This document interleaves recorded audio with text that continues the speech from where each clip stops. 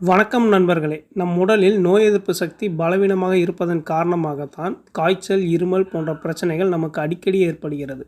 மாறி வரும் நம் உணவு பழக்க வழக்கங்களால் இப்போதெல்லாம் விரைவிலேயே தொற்று நோய்களுக்கு ஆளாகி விடுகிறோம். அது மட்டும் இல்லாமல் இன்றைய உலகில் தொற்றுகள் நம்மை எளிதில் தாக்கும் அளவுக்கு நம்மில் பெரும்பாலானோர் நோய் எதிர்ப்பு சக்தி குறைபாடோடு தான் இருக்கிறோம்.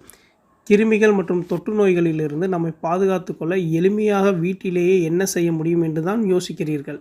அதற்கு இயற்கையாகவே கிடைக்கும் நம் வீட்டில் இருக்கும் 4 பொருட்களை ஒரு டம்ளர் பாலில் கலந்து குடித்தாலே போதும். இதனால் எப்படி நன்மை கிடைக்கிறது என்பதைத்தான் தெரிந்து கொள்ளப் போகிறோம். 200 மில்லி பசும்பால் எடுத்துக்கொள்ளுங்கள். அதில் 2 பூண்டு பற்களை அரைத்து கலந்து கொள்ளுங்கள். அடுத்து அதில் ஒரு 3/4 டீஸ்பூன் மஞ்சள், 3/4 டீஸ்பூன் மிளகு, 3/4 டீஸ்பூன் சுக்கு ஆகியவற்றை பொடியாக அரைத்து சேர்த்து கொள்ளுங்கள்.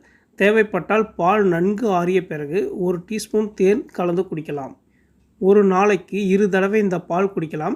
கொரோனா தொற்று தீவிரமாக பரவி வரும் இந்த வேளையில் நம் அனைவருக்கும் இந்த மருத்துவ குணம் நிறைந்த பால் குடித்து நோய் எதிர்ப்பு சக்தியை வலுப்படுத்துவது நல்லது. இந்த 1 டம்ளர் பால் உடலின் நோய் எதிர்ப்பு சக்தியை அதிகப்படுத்துவதோடு மட்டுமில்லாமல் நுரையீரல் மற்றும் இதயம் தொடர்பான பிரச்சனைகளை அகற்றவும், சிறுநீரகம் தொடர்பான பிரச்சனைகளை போக்கவும், இரத்த சர்க்கரை அளவை கட்டுப்படுத்தவும், உயர்ந்த இரத்த அழுத்தத்தை குறைக்கவும், பல உடல் நோய்களை குணப்படுத்தவும் ஆற்றலை கொண்டுள்ளது.